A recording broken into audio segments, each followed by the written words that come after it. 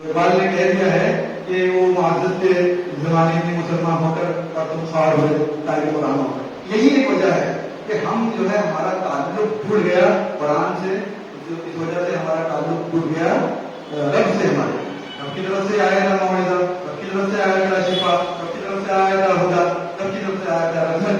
تو ہم نے جو ہے اس کو بسے کچھ ڈال دیا, اس کو چھوڑ دیا اور ہر جگہ جو ہے کامیابی ڈھونڈ رہے ہیں, جو ہے سولوشن ڈھونڈ رہے ہیں, سالویشن ڈھونڈ رہے ہیں. تو نہیں ہونے والا, بڑھتے ہی رہیں گے.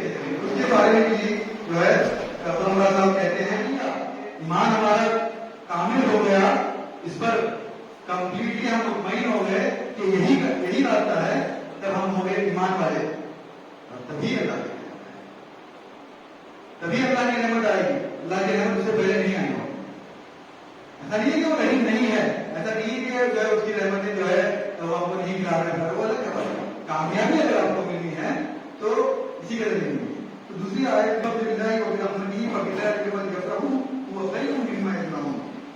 آپ کہہ دیجئے کہ بس لوگوں کو اللہ کے اس انعام اور رحمت پر خوش ہونا چاہیے, اور اس سے بدرجہ بہتر ہے, اس کو وہ جمع کر رہے ہیں. تو ہم کیا جمع کر رہے ہیں آج کل؟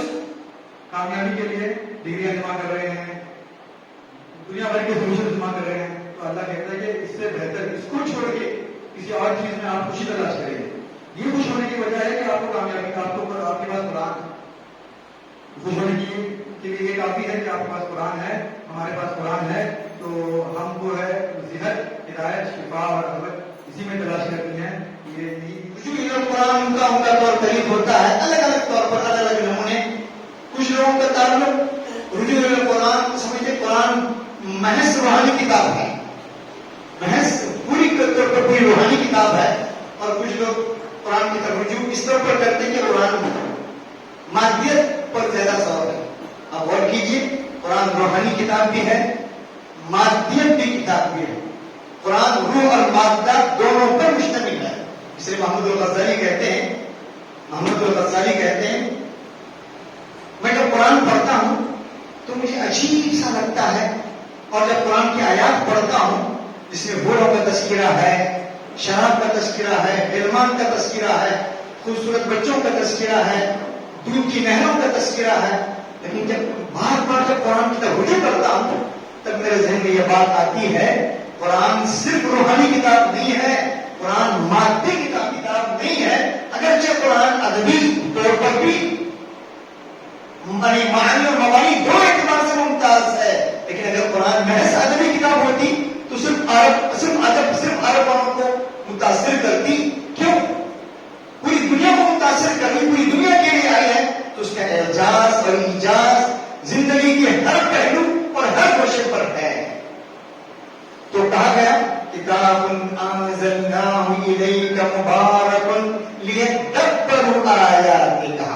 یہ قرآن پاک ہے, ہم نے اس کو اتارا ہے تمہاری طرف, جو کتاب بابرکت ہے, جو کتاب بابرکت ہے. آج ہم نے اس کو بابرکت صرف چھونے میں اور صرف پڑھنے میں اور صرف قرآن خوانی کی حد تک, یا پھر ایک مخصوص گروہ ہے جو صرف اس کی اچھی آواز سے اس کو پڑھنے میں, قرات کے مظاہرے کرنے میں اس کو سب کچھ سمجھتا ہے. اور یہ ایک سازش ہے اختیار کی, جس میں ہوتا ہے کہ ہم دیکھتے ہیں مصری اور تمام چیزوں میں بڑے بڑے قاری آتے ہیں اور محفلیں سجتی ہیں, اور صرف قرآن کی یعنی ایجاد آیات پر زور ہوتا ہے, صرف تجوید پر زور ہوتا ہے, مفاہیم معانی پر کوئی توجہ نہیں ہوتی, اور آدمی جھکتے رہتا ہے.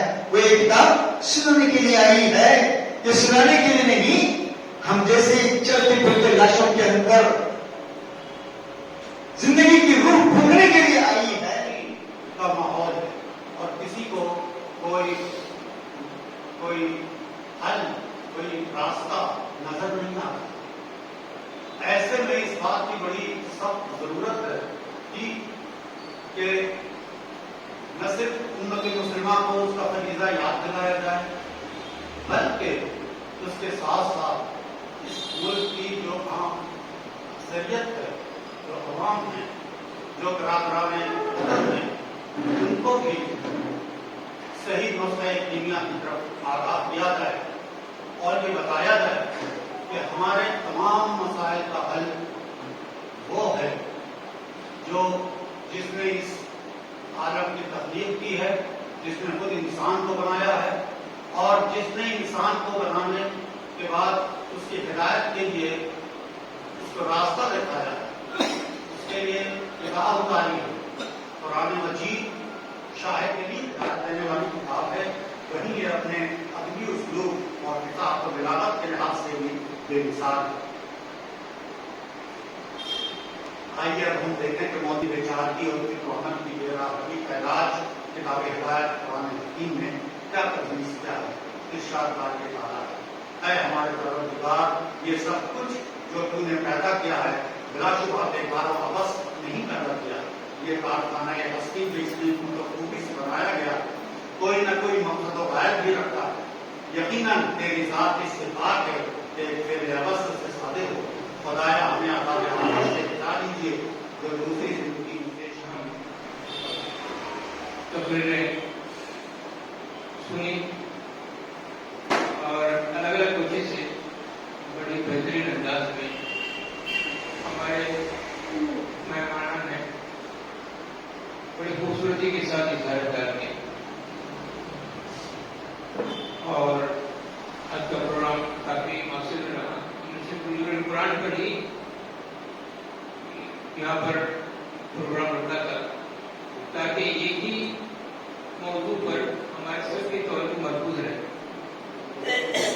تو قرآن کے ساتھ ہمارا تعلق ہمیشہ سے ہو اور قرآن کے ساتھ ہم جڑ جائیں، قرآن کی نشر و اشاعت کریں، قرآن کو پھیلائیں، قرآن کو لے کر اٹھیں اور دنیا میں بھیجیں۔ تو حضرات انشاءاللہ کل